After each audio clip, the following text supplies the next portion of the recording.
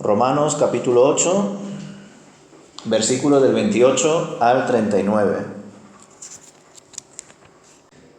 Dice el apóstol Pablo a los romanos a partir del versículo 28 lo siguiente: Y sabemos que Dios hace que todas las cosas cooperen para el bien de quienes lo aman y son llamados según el propósito que Él tiene para ellos. Pues Dios conoció a los suyos de antemano y los eligió para que llegaran a ser como su Hijo, a fin de que su Hijo fuera el hijo mayor entre muchos hermanos. Después de haberlos elegido, Dios los llamó para que se acercaran a Él. Y una vez que los llamó, los puso en la relación correcta con Él. Y luego de ponerlos en la relación correcta con Él, les dio su gloria. ¿Qué podemos decir acerca de cosas tan maravillosas como estas? Si Dios está a favor de nosotros, ¿quién podrá ponerse en nuestra contra? Si Dios no se guardó ni a su propio Hijo, sino que lo entregó por todos nosotros, ¿no nos dará también todo lo demás? ¿Quién se atreve a acusarnos a nosotros, a quienes Dios ha elegido para sí? Nadie, porque Dios mismo nos puso en la relación correcta con Él. Entonces, ¿quién nos condenará? Nadie, porque Cristo Jesús murió por nosotros y resucitó por nosotros, y está sentado en el lugar de honor a la derecha de Dios e intercede por nosotros. ¿Acaso hay algo que pueda separarnos del amor de Cristo? ¿Será que Él ya no nos ama si tenemos problemas o aflicciones? ¿Si somos perseguidos o pasamos hambre? ¿O estamos en la miseria o en peligro o bajo amenaza de muerte? Como dicen las Escrituras: por tu causa nos matan cada día, nos tratan como ovejas en el matadero. Claro que no. A pesar de todas estas cosas, nuestra victoria es absoluta por medio de Cristo, quien nos amó. Y estoy convencido de que nada podrá jamás separarnos del amor de Dios.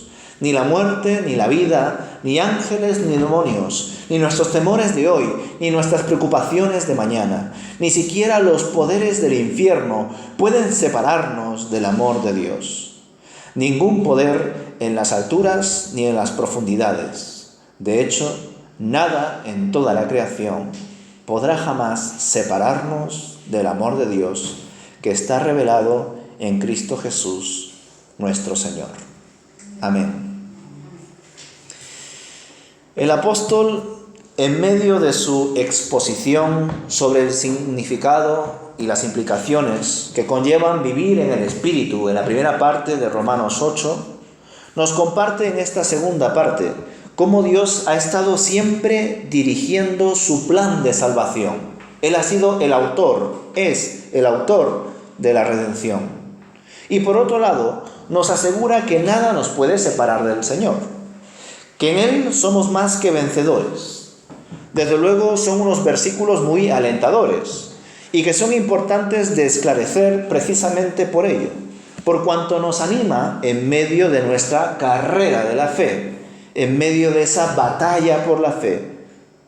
Y por tanto es necesario ahondar en esto también, no solamente en exhortaciones, no solamente en alusiones a las Escrituras, a la ley y a los profetas, sino también en analizar en cómo Dios ha acompañado al ser humano en medio de su redención y cómo en Él sus hijos son más que vencedores.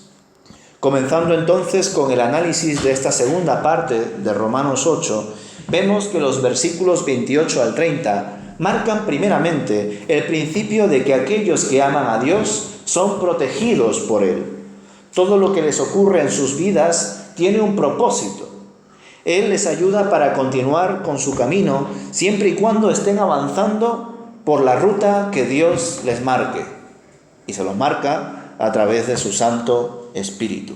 Es decir, hay una condición cuando leemos estos versículos que desde luego pueden ser malinterpretados, ¿verdad? Si leemos así a la ligera, que sabemos que Dios hace que todas las cosas cooperen para el bien de aquellos que lo aman, podríamos llegar a pensar o a enfatizar más en uno mismo. Yo amo a Dios y aquí parece que el Señor me va a ayudar por cuanto yo le amo. Y es así, pero a la vez no. Me va a ayudar por cuanto yo le amo. Me va a ayudar por cuanto yo formo parte de su familia, pero me va a ayudar para cumplir su voluntad, no la mía. Esa es la condición que hay detrás de este maravilloso versículo que mucha gente puede llegar a usar a la hora de compartirlo a otros familiares, allegados, o a la hora de compartirlo en sus redes sociales. Puede estar muy bien, pero es importante aclarar esa condición, que todo va a coger ese cauce, ese sentido, esa cooperación, por cuanto Dios nos ama, pero siempre y cuando nosotros hagamos su voluntad y no la nuestra. No sabemos tampoco cómo ocurre exactamente, ¿verdad?, este asunto de la relación con Dios en medio del plan de redención, del plan de salvación, al menos con detalle. Yo sé que varios teólogos han intentado debatir acerca de cómo se ha producido a nivel cronológico la salvación en medio del ser humano, así como con lujos de detalles, paso a paso. Es cierto que cuando leemos estos versículos de la segunda parte del capítulo 8, hay algunas fases o pasos que se mencionan, como la elección o predestinación, el llamamiento, la justificación y la glorificación. Algunos teólogos van sumando más fases o pasos en medio de esa redención y más o menos realizan esta proyección que os estoy compartiendo. Elección, llamado, regeneración, conversión, justificación, adopción, santificación, perseverancia y por último, glorificación. Que en líneas generales un creyente pasa por estas fases o estos pasos para llegar a ser como el Señor en su presencia, que es esa última fase llamada glorificación. Aquí en estos versículos del capítulo 8, después de aclarar de que aquellos que son amados por Dios, que aman a Dios, son personas que son protegidas por Dios, aquí el apóstol Pablo muestra cómo Dios es soberano en medio de ese plan y menciona la elección, la predestinación, el llamamiento, la justificación y la glorificación.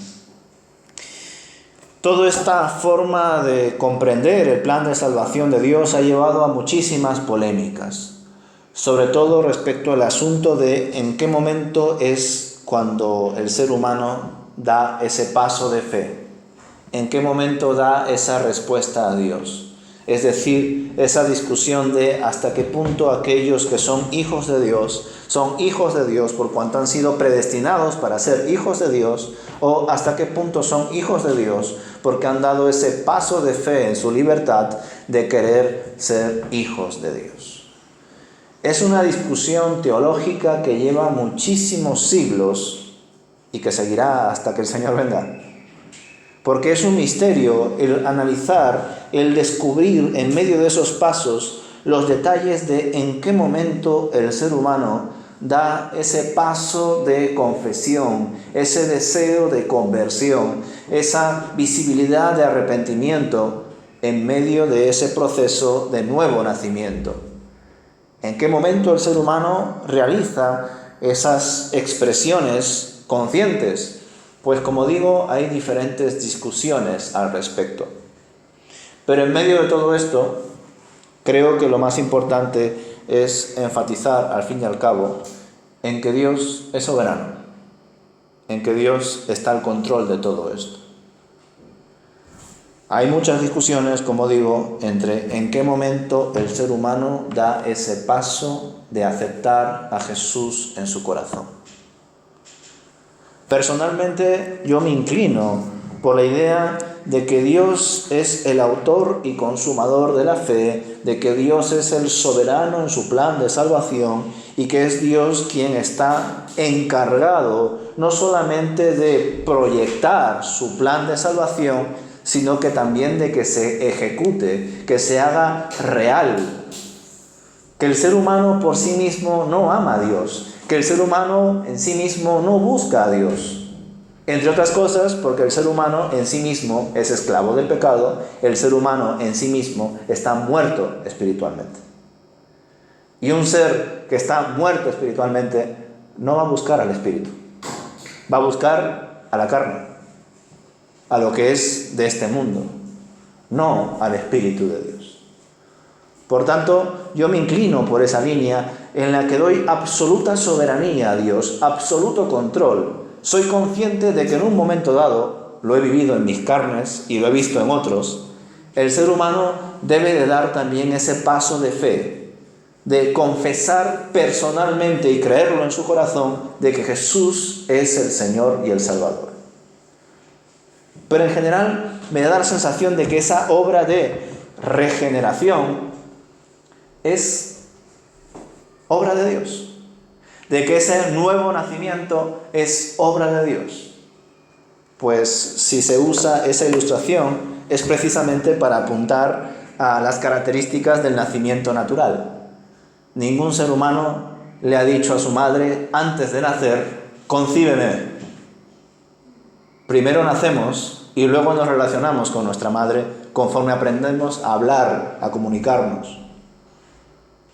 Entonces, en ese sentido, yo me inclino por la soberanía de Dios, aunque tampoco con esto estoy diciendo que aquellos que apunten más por el libre albedrío, por la responsabilidad del ser humano, no estén concibiendo la soberanía de Dios. La conciben, pero hasta cierto punto, como que hay un momento, al menos así lo llegan a explicar, en el que es el ser humano quien debe dar ese paso, que está en sus manos. Hay un ejemplo muy interesante que se puede plantear de dos formas. Hay ciertos cristianos, ciertos teólogos, que consideran que el plan de salvación es semejante a un hombre que está a la deriva, que el barco donde él iba, pues hundió, es el único que sobrevivió y está ahí, a la deriva.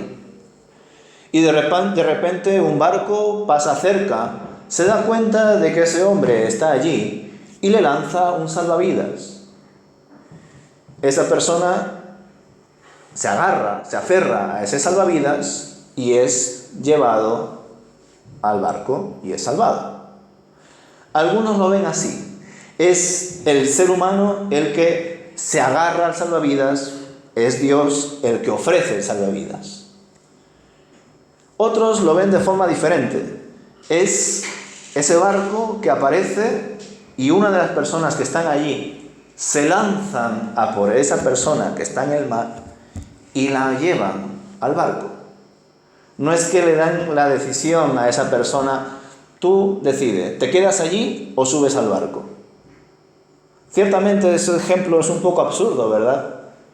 ¿Cómo una persona que está a la deriva va a decidir no aferrarse a un salvavidas? Ninguno desearía eso, a no ser que se quiera morir, ¿verdad? Por eso pienso que no es tanto, la salvación no es tan semejante a Dios nos lanza el salvavidas y ya tú decides si te aferras a él o no. Pienso que es más bien Dios se lanza al mar por ti, te agarra y te lleva consigo al barco para que seas salvo. Yo lo veo así, pero como digo, desde luego hay personas que lo ven de otra manera. Y pues bueno, son acercamientos hacia la palabra de Dios, pero yo intento enfatizar en la soberanía de Dios en medio de la salvación, en medio de la oración, en medio de todo lo que tiene que ver con el reino de Dios. Muchas cosas se podrían comentar, como podéis ver, pero debemos de quedarnos con que el Señor es el director de su plan, el que coordina, el que ejecuta su salvación. Y claro, cuando entendemos que la autoría de la salvación es completamente de Dios, como bien dice Pablo a partir del versículo 31, si Dios está con nosotros, ¿quién contra nosotros? Si el que ha creado todas las cosas es nuestro Señor, nada ni nadie nos podrá vencer. Nada ni nadie nos podrá separar de Él. Y esto es muy simple, pues el punto de mira ya no está en nosotros. Ya no consiste en el asunto de si puedo perder o no mi salvación, que además esto es una discusión que está dentro de aquellas personas que ven la salvación como a Dios dando el salvavidas. Algunas personas llegan a pensar, al enfatizar más en la responsabilidad del ser humano por aceptar a Cristo o no, la posibilidad de que esa relación con Dios, que inicia tras aceptar a Jesús, se pueda llegar a perder. Sin embargo, aquellos que se inclinan más por enfatizar en la soberanía de Dios, que es Dios quien controla su plan, su iglesia, su reino, nadie puede perder su relación con Dios, porque Dios no pierde. Y ese es un énfasis que a mí me ha bendecido mucho, porque pone el punto de mira en Dios y no en el ser humano. Y nosotros somos propensos en poner el punto de mira en nosotros. Somos antropocéntricos, somos egocéntricos y nos gusta saber que hay una parte de nuestro esfuerzo, de nuestra aceptación, de nuestra declaración que suma a la redención de Dios. Da la sensación de el Señor ha hecho el 99% de la salvación y yo hago el 1% y se completa en mí. Pero sin embargo, al menos desde mi acercamiento, yo entiendo que el 100% de la salvación le pertenece a Dios. Como también enseñaría Jesús, ¿verdad? Si llegase a perder una oveja, dejo en un momento dado las 99 y voy a por ella, porque Dios no puede perder a nadie. Entonces, cuando concebimos nuestra relación con Dios, cuando concebimos la salvación como la autoría de Dios, como que Dios no nos puede perder, yo creo que todo empieza a cambiar. La seguridad empieza a emanar. Porque si fuera por nosotros mismos, debido a que todavía seguimos pecando de vez en cuando, ¿cuántas veces perderíamos a Dios? Cada 2 por 3. Cada día perdemos a Dios. Pero como no es el enfoque de que nosotros tenemos a Dios, sino que Dios nos tiene a nosotros, afortunadamente es así. Nuestra salvación está segura en sus manos.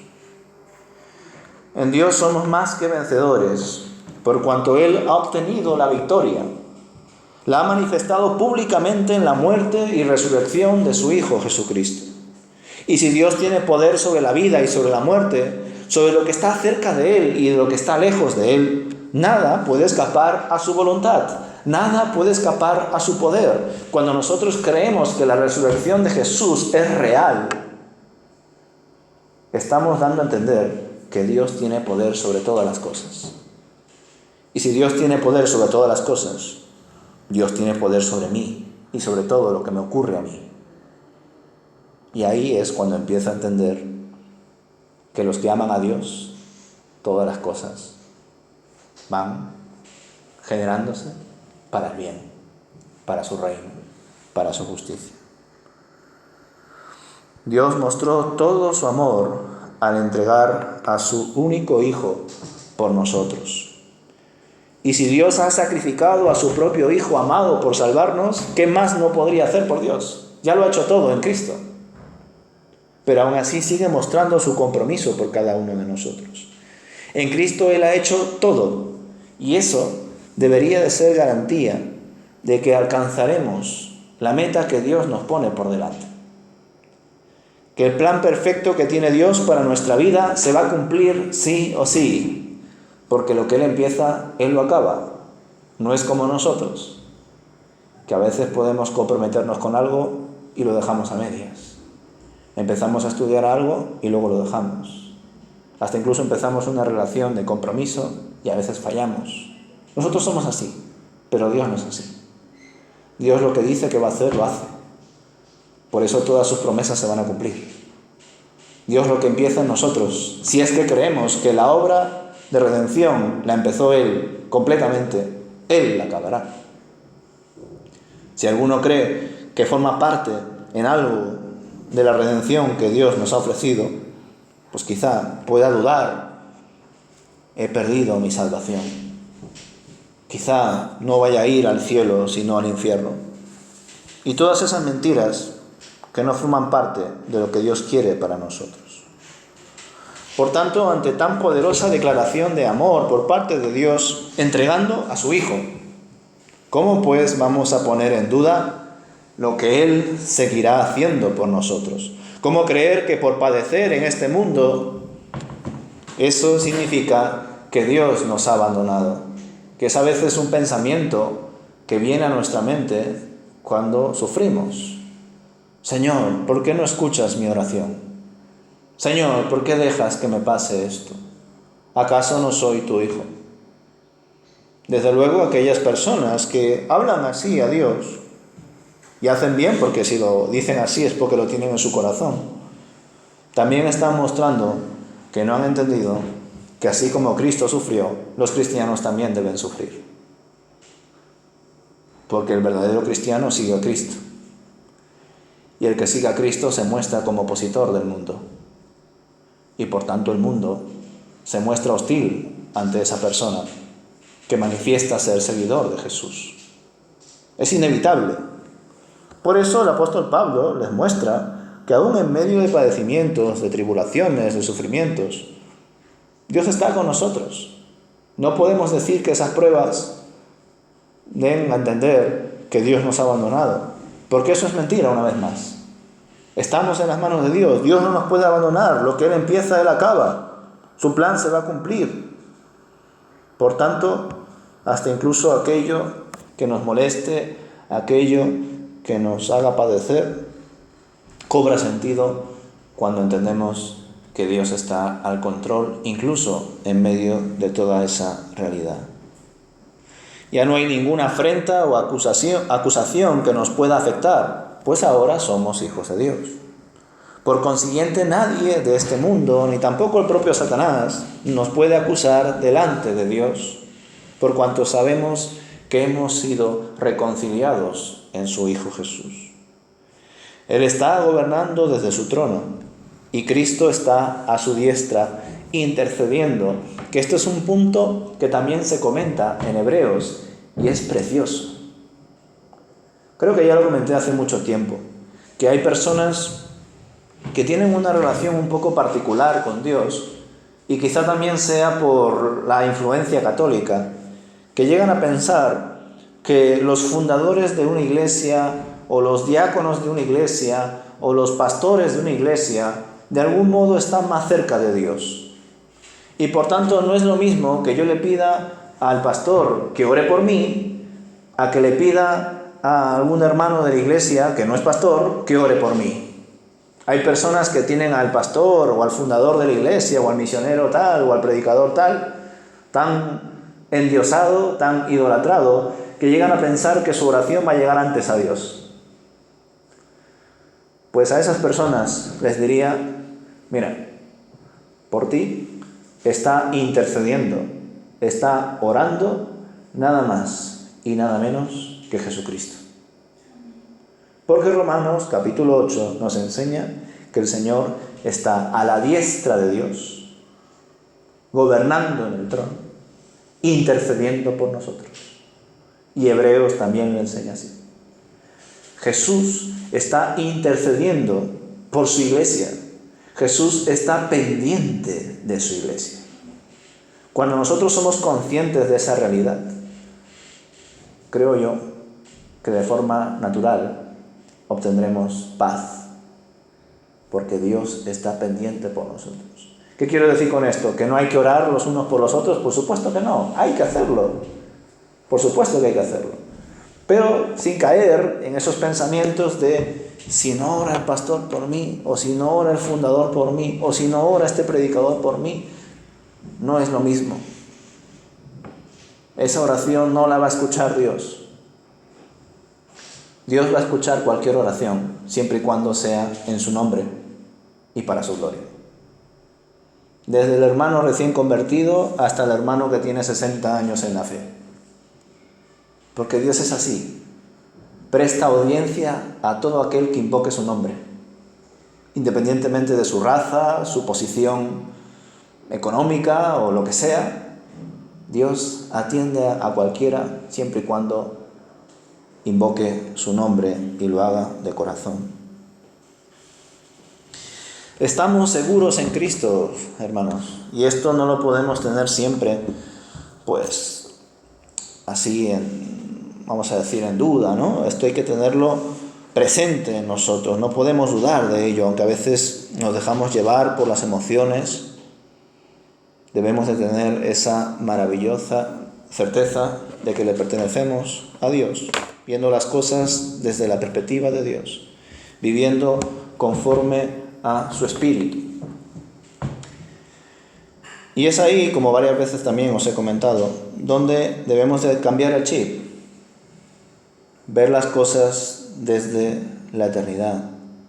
Dios estará con nosotros hasta el final. Y sabemos que con Dios no hay final, porque Dios es eterno. Y Él nos regala la vida eterna en su Hijo. Así que debemos ver las cosas desde esa perspectiva. No desde la perspectiva de que va a haber un final, sino desde la perspectiva de que en Dios todo es. Hay eternidad, hay vida eterna. No obstante, pues a veces nos cuesta realizar ese ejercicio. Aquí en Romanos 8, el apóstol Pablo nos invita a vivir en el Espíritu, a tener en cuenta que Dios es soberano, que Él ha hecho un plan de salvación y que se está cumpliendo, que en Él somos más que vencedores, que nada ni nadie nos puede separar de Dios. Pero nosotros sabemos que somos propensos a querer controlar las cosas. Todo lo que implique delegar en otros a menudo no nos gusta. Queremos ser nosotros los autores.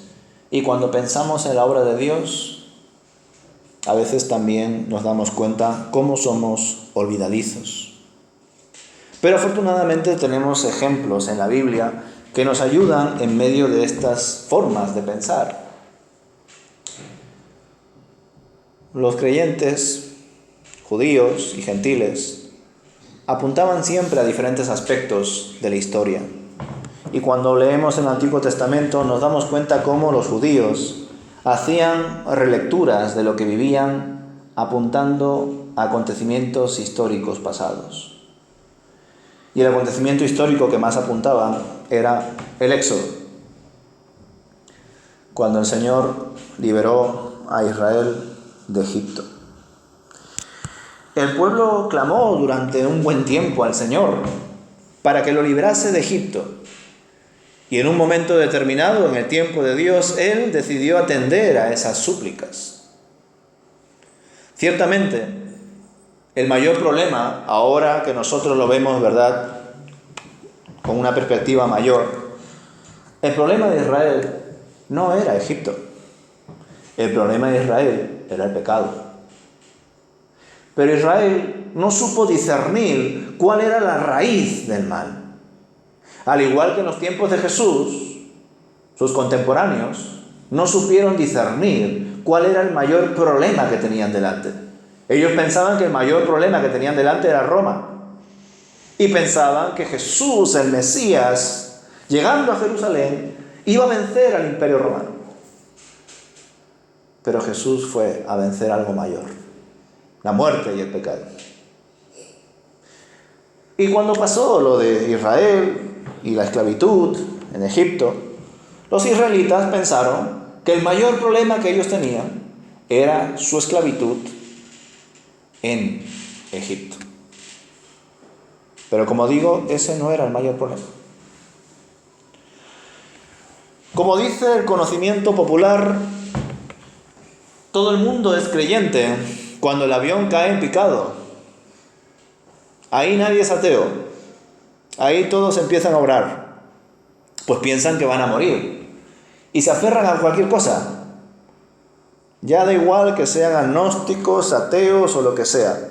Oran a algún tipo de deidad o divinidad para que haga algo milagroso, porque si no me muero. Pero que clamen a Dios no significa que crean en Él o que tengan una relación con Él. Del mismo modo ocurrió con Israel. Ellos clamaron porque estaban sufriendo, estaban como un avión en caída libre. Querían salir de esa situación, como el que ora para aprobar un examen porque no ha estudiado lo suficiente, como el que ora para que le toque la lotería, o cosas de ese estilo. Hay muchas personas que son creyentes solo cuando quieren algo específico y piensan, bueno, esto quizá Dios me lo pueda hacer. Pero que pidan a Dios, que clamen a Dios, no significa que tengan una relación con Dios. Y eso quedó demostrado con buena parte de Israel. Clamaban a Dios para que les liberase de Egipto. Pero verdaderamente lo que necesitaban era orar para que les librasen del pecado. Pero Dios siempre les respondía. A pesar de todo, siempre le sacaba de ti. Así es, en esta ocasión el Señor escuchó las oraciones, escuchó el clamor y sacó a Israel de Egipto. Pero los israelitas portaron consigo a Egipto. Algunos ya habéis escuchado esa frase. Israel salió de Egipto, pero Egipto no salió de Israel. Israel fue liberada de Egipto, de la esclavitud, pero las cadenas del pecado la seguían llevando. Y la idolatría de Egipto, la desobediencia y todo lo que se oponía a Dios, lo llevaron en su corazón, junto con ellos. El Señor les había sacado de Egipto con poder, prodigios y muchas señales. Nos enseña el libro del Éxodo que por la mañana una nube les acompañaba y por la noche una columna de fuego. Cuando parece que llegaban a un punto muerto, un punto sin salida, debido al mar que cortaba el camino, Dios abrió las aguas, como ya lo sabéis, y pudieron pasar en medio de ellas. Y los enemigos fueron llevados en gran parte por ese mar. Pero aún así, vemos que los enemigos espirituales del pueblo de Israel pasaron todo ello. Y pasaron todo ello porque los llevaba dentro de ellos. Por eso luego, cuando estaban en el desierto, cayeron en desobediencia, manifestaron su idolatría, pecaron contra Dios y contra los suyos, murmuraron de forma incansable ante Dios y sus líderes, como si el Señor no hubiese hecho nada por ellos, como si todos los acontecimientos milagrosos no hubiesen ocurrido. Yo sé que hoy en día hay hermanos que claman a Dios por sanidad, por señales, por lenguas, por dones, por profecías, que hasta incluso están convencidos de que si hubiesen más señales, milagros, sanidades, profecías en las iglesias, más gente se convertiría. Pues aquí tenemos una de las tantas pruebas de que aún viendo literalmente, físicamente lo que Dios hace, aún así la gente es desagradecida, incrédula, desobediente. Pero el otro gran ejemplo, aunque te digo que hay muchos, es Judas. ¿Cuántas cosas vio y escuchó Judas de lo que hizo y enseñó Jesús? Por cuanto era uno de los 12 y aún así no se convirtió. Y no solamente no se convirtió, sino que traicionó al Señor. Somos así, hermanos, somos olvidadizos, somos desagradecidos, somos pecadores. ¿Cuánto ha hecho Dios por nosotros? Y aún así muchas veces vivimos con poca fe. Dudamos de todas las cosas que puede hacer el Señor para su obra. E incluso mostramos la osadía de intentar vivir de forma diferente a su voluntad, cuando la propia historia nos muestra que su voluntad se cumple sí o sí. ¿Qué sentido tiene remar contra corriente si la corriente la dirige el Espíritu de Dios? No tiene ningún sentido. Pero el ser humano es así. Y cuando leemos la palabra de Dios, yo al menos así lo percibo, debemos de hacerla nuestra. Debemos de entender que nuestro Dios es este Dios. Que el Dios que sacó a Israel de Egipto es nuestro Dios. Que el Dios que hizo milagros, sanidades, prodigios, que fue crucificado y que resucitó, es nuestro Dios. que el Dios que abrió las aguas es nuestro Dios, que el Dios que cumple sus promesas es nuestro Dios. Y aunque parezca evidente, parece que en la práctica no es así. Somos olvidadizos. ¿Verdaderamente creemos que el Dios de la Biblia es nuestro Dios? Que aquel que hizo lo imposible seguirá haciendo lo imposible, porque para Él nada es imposible. Como digo, somos propensos a olvidarnos de lo que Dios ha hecho. Es más, cada uno de nosotros, por llevarlo, vamos a decir, al área más personal, cada uno de nosotros tiene un éxodo. Cada uno de nosotros tiene experiencias personales de lo que Dios ha hecho en su vida. Pues en esos momentos de duda, en esos momentos de lucha, en esos momentos en los que deseas hacer tu voluntad y no la de Dios, recuerda lo que Dios ha hecho por ti.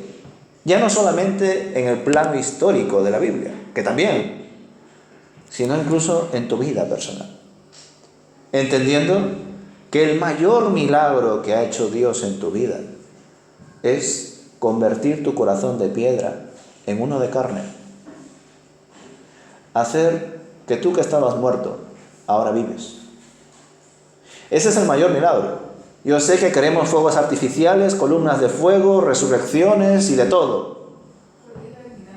Pero en medio de todos esos milagros sabemos que sigue morando la incredulidad. Por tanto, puestos a pedir, ¿por qué no pedimos lo mejor? ¿Y qué es lo mejor? Señor, añade a tu iglesia a aquellos que deban de ser salvos. Eso es lo mejor. Que hagas el milagro de que aquellas personas que estaban muertas espiritualmente ahora tengan una nueva vida en Jesucristo. Ese es el mayor milagro que puede hacer Dios. Y lo hace Dios. La obra es de Él, exclusivamente de Él. Así que clamemos por ese milagro. Recordemos lo que Dios ha hecho por nosotros. No seamos ingratos, no seamos desagradecidos. No intentemos hacer algo que esté fuera de su voluntad, porque hacer eso es algo necio, no tiene sentido.